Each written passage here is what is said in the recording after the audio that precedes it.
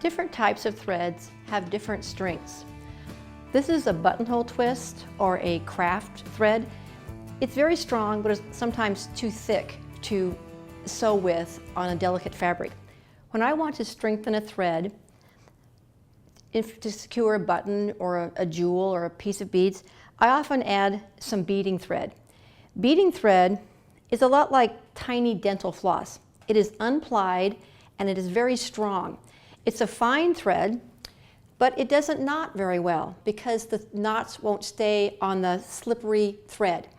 What I do when I want to have a strong, fine thread is I'll combine a strand of beading thread with a strand of regular thread, or in this case, I'm using a cone of serger thread. It also really helps condition your thread with a thread conditioning product or a lip balm.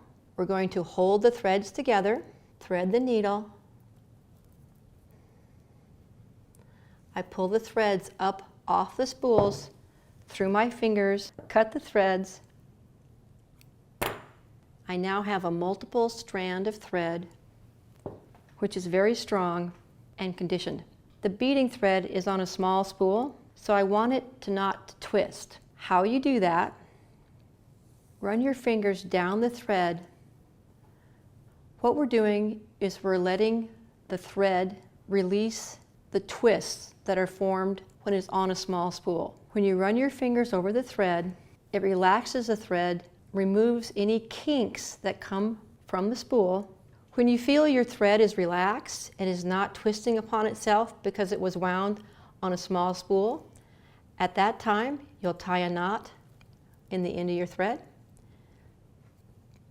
Now we have 2 strands of very strong bead thread, 2 strands of regular thread, or in this case serger thread. What's nice about the marriage of these 2 threads is this thread, the regular thread, helps the bead thread stay knotted. The knots are very secure and they won't slip apart like 4 strands of bead thread would.